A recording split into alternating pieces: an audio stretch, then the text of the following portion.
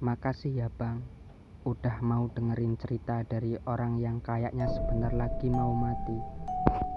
Dek, seketika itu dada gue rasanya bener-bener gak bisa, hancur lah. Cerita ini menggunakan sudut pandang pertama sebagai narasumber tunggal. Segala bentuk nama dan tempat disamarkan demi melindungi privasi narasumber.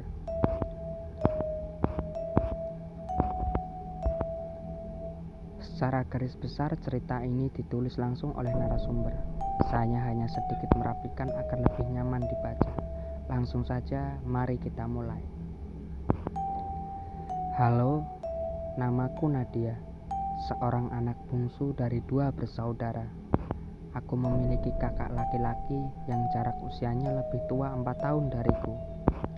Meski kami sering bertengkar, tapi dulu kakak telah mengajarkan banyak hal kepadaku, yang mana sampai sekarang telah menjelma menjadi suatu kebiasaan.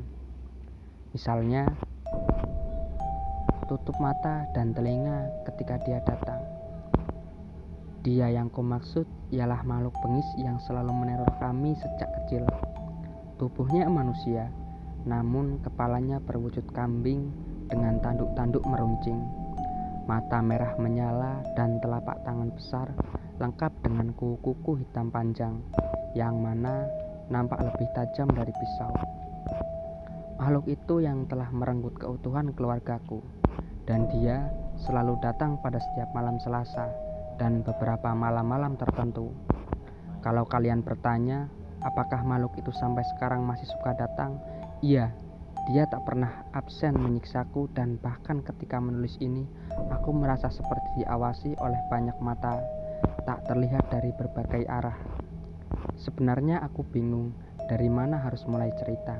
Rasanya kayak udah terlalu banyak, menumpuk, ruwet, dan takut. Aku benar-benar merasa sendirian sekarang menghadapi situasi ini. Di saat bapak seolah juga pasrah menyerahkanku pada dia. Kami tinggal di salah satu kota besar di Jawa Timur. Dulu, keluargaku bisa dibilang keluarga yang bahagia banget. Semuanya nyaris terasa sempurna. Memiliki kedua orang tua yang lembut, mengayomi, tak pernah kasar, dan pejuang keluarga. Bapak dan ibu adalah pedagang di pasar, dari toko kecil, kemudian merambat pesat sampai punya toko besar, dan jadi distributor sembako ke warung-warung yang menyebar sampai ke kota seberang. Perkembangan usaha keluargaku amat pesat dalam waktu yang terbilang singkat. Wah, orang tuaku hebat. Setidaknya dulu aku pernah berpikir seperti itu. Kami tinggal di salah satu kawasan perumahan di antara rumah-rumah lain. Hanya rumah kamilah satu-satunya yang paling sibuk karena tak pernah berhenti merenovasi. Kayak ada yang dibenerin atau diganti. Sampai-sampai bentuknya terus berubah-ubah dan jadi gak karuan. Aku lupa tahun berapa persisnya rumah kami mulai melakukan renovasi secara terus-menerus. Namun seingatku itu terjadi mulai awal tahun 2000-an. Waktu itu aku masih kecil. By the way, aku kelahiran tahun 97. Di saat ekonomi meroket, namun justru hubungan keluarga kami menjadi terasa tak seerat dulu. Sewaktu masih menjalani hidup sederhana, bapak dan ibu juga jadi sering bertengkar. Kayak gak ada lagi tuh quality time nonton TV bareng sebelum tidur, makan bareng. Bapak juga jadi temperamental. Kami satu keluarga dilarang bersih-bersih rumah.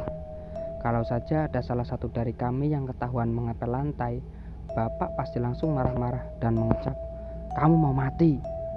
Itulah yang membuat rumah kami nampak besar, namun kotor, dan lebih cocok disebut kandang dibanding rumah.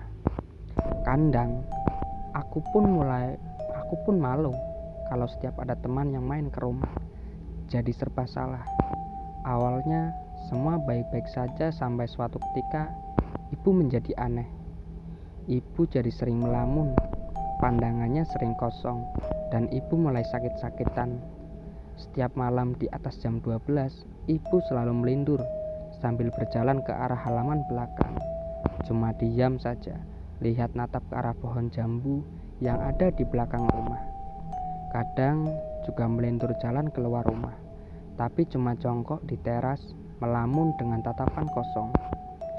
Ibu sering berteriak-teriak histeris, ketakutan seperti disergap makhluk yang mana hanya dia sendiri yang bisa melihatnya. Waktu itu kami berpikir, mungkin itu dampak dari demam ibu. Sampai tak lama berselang, aku melihat bapak bawa 2 kepala kambing hitam. Tapi ketika ditanya sama kakak, bapak malah balik marah dan nyuruh kami semua masuk kamar. Sejak saat itu, aku masih ingat kata-kata terakhir yang sering diucapin sama ibu ke aku dan kakak. Maafin ibu ya, kalian harus nurut sama bapak, biar kalian hidup selamat. Seringkali ibu nangis setiap ngucapin itu, yang bikin aku dan kakak juga jadi ikutan nangis. Setelah itu sakit ibu semakin parah. Demamnya sering buat dia sampai kejang-kejang sampai hari mengerikan itu terjadi. Kami sedang makan di ruang tengah yang tak memiliki sekat dengan dapur. Waktu itu ibu tiba-tiba bilang haus, terus mau ngambil minum ke belakang. Tapi ibu malah masak air di panci besar. Aku mengira mungkin ibu mau mandi air hangat. Namun yang dilakukan ibu justru membuat aku menjerit histeris. Aku melihat dengan mata kepalaku sendiri. Ibu berdiri di depan kompor. Dia membuka tutup panci yang airnya sudah mengolak mendidih. Setelah itu secara mengejutkan ibu mencelupkan kepalanya sendiri ke dalam air. Air yang masih mendidih berada di atas kompor yang menyala tersebut. Kami berteriak. Bapak sigap berlari menghampiri ibu. Namun ketika kepala itu ditarik paksa dari dalam panci sampai tubuhnya terjatuh ke lantai dan ibu nampak kejang-kejang. Tanpa bola mata hitam, matanya putih semua. Di situ ibu meninggal dengan cara yang mengenaskan di depan anak-anaknya. Tahun 2002, ibu meninggal. Setelah kepergian ibu, rumah kami mulai semakin banyak teror yang menjadi-jadi. Dan kami mulai dihantui oleh makhluk kepala kambing yang mana kehadirannya telah diundang. Kematian ibu dan bagaimana cara dia meninggal masih terus terngiang-ngiang di kepalaku. Itu merupakan duka pertama sekaligus menjadi awal mula dari petaka yang menimpa kami. Sampai sekarang tak diketahui pasti apa alasan dibalik meninggalnya ibu. Namun orang-orang mengatakan bahwa ibu mengalami depresi tingkat akut dan gangguan kecemasan. Entah dari mana informasi tersebut. Semua opini tentang ibu berkembang liar begitu saja. Kadang membuat aku dan kakak ikut merasa tersinggung. Kok bisa ya mereka menilai begitu tentang ibu? Namun ya, kami cuma bisa diam, menyimpan kekesalan sendiri. Hari-hari tanpa ibu terasa berbeda. Bapak juga jadi jarang pulang dan sering tidur di toko. Rumah sebesar ini cuma dihuni oleh aku dan kakak. Sejak usaha bapak berkembang, bapak tidak pernah mau memakai pembantu rumah tangga. Katanya dia tidak suka kalau ada orang luar di antara kami. Alhasil, ibulah yang mengurus semua pekerjaan rumah sendiri. Di waktu bersamaan, ibu juga membantu usaha bapak di pasar. Namun yang sangat terasa berbeda ialah suasana rumah. Aku benar-benar merasa asing di rumah sendiri. Suatu malam, sebelum 40 hari meninggalnya ibu, tengah malam kakakku mengetuk-ngetuk pintu kamarku. Dia gemetar, tampak ketakutan dan wajahnya banjir dengan keringat. Namun malam itu kakak gak bercerita apapun. Dia cuma bilang, izin mau tidur di kamarku, soalnya kamarnya panas.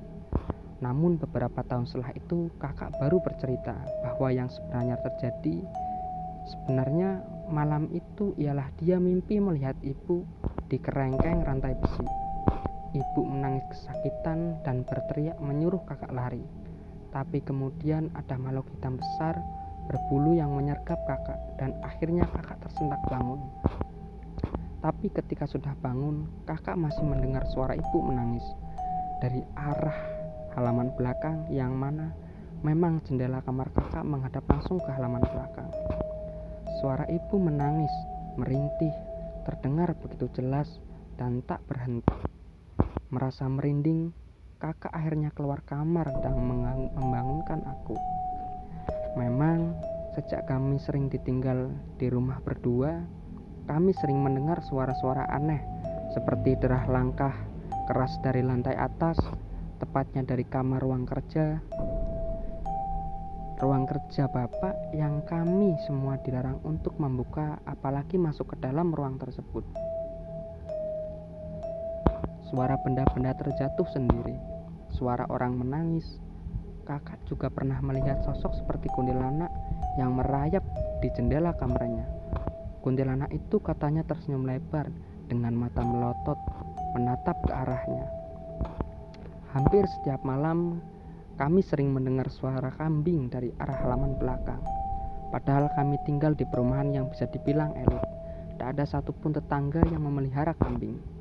Sampai-sampai aku pernah beberapa kali ditanya sama tetangga yang menduga kami memelihara kambing di rumah, karena ternyata tetangga-tetangga kami juga mengaku sering mendengar suara kambing setiap tengah malam sampai waktu menjelang subuh. Tahun demi tahun kami tak punya pilihan selain terus melanjutkan hidup, berupaya terbiasa dengan segala keanehan di rumah. Dan Bapak yang setiap hari Senin selalu saja melakukan ritual di ruang kerjanya dengan membawa kepala kambing hitam. Bisnis Bapak memang semakin maju. Bapak juga dapat banyak proyek-proyek lain. Tak memungkiri, aku pun ikut menikmati segala fasilitas yang Bapak kasih, dan itu memang lebih dari kata cukup. Bapak juga sering bersedekah ke masjid dan ke panti-panti. Setidaknya itu hal positif yang aku lihat dari Bapak, yang secara nggak langsung membantu aku menampik segala pemikiran buruk tentang Bapak.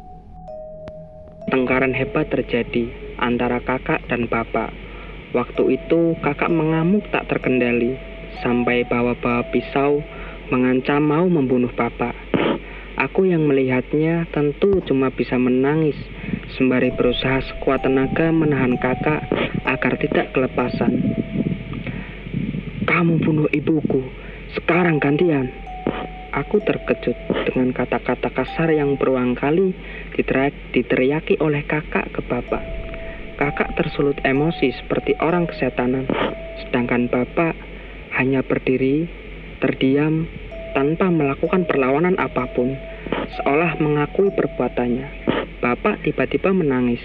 Dia bilang, "Iya, seharusnya Bapak yang mati, bukan Ibu." Bapak menjelaskan kalau selama ini dia melakukan pesugihan atas persetujuan Ibu. Mulanya, perjanjian itu tidak meminta tumbal manusia, hanya ritual dan penyerahan kepala kambing hitam sebagai pengganti tumbalnya. Tapi tidak diduga oleh Bapak, tiba-tiba dia mendapat mimpi kalau iblis itu meminta tumbal dari orang yang paling disayang oleh Bapak. Dia meminta salah satu dari anak-anak Bapak, yaitu antara aku dan kakak. Namun, Ibu menolak. Kemudian, Ibu menaruhkan diri untuk menjadi pengganti kambing, sampai Ibu meninggal secara tragis begitu. Bapak nyesal, maafin Bapak.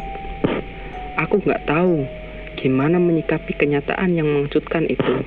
Aku terlalu kaget dengan semua yang baru saja aku dengar. Satu-satunya yang bisa kulakukan sebagai anak usia 15 tahun waktu itu cuma nangis. Beberapa hari setelah itu, kakak nggak pulang ke rumah. Nggak tahu dia pergi kemana. Aku cuma sendirian. Ngobrol sama Bapak pun hanya sekedar saja. Sampai Bapak akhirnya mencari kakak yang menginap di rumah temannya, lalu memintanya untuk pulang. Bapak mengumpulkan kami. Di situ dia mengakui kesalahannya, dan dia menjelaskan kalau tidak memiliki pilihan lain selain melanjutkan apa yang sudah dia mulai. "Kalian berdua sudah dewasa. Bapak nggak ingin ada korban lain setelah Ibu."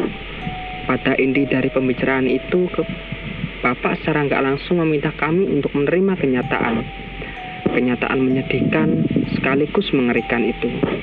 Bapak meminta kita untuk membantu Bapak melanjutkan ritual, menjaga rahasia keluarga, agar kami semua selamat dan tidak ada tumbal lagi. Kami pun terpaksa melanjutkan hidup sesuai dengan apa yang diminta Bapak. Dimanapun aku, kenyataan yang harus kami hadapi ialah ini semua telah terjadi dan nggak bisa diubah. Aku dan kakak juga nggak mau ada korban tumbal lagi yang menyusul seperti ibu.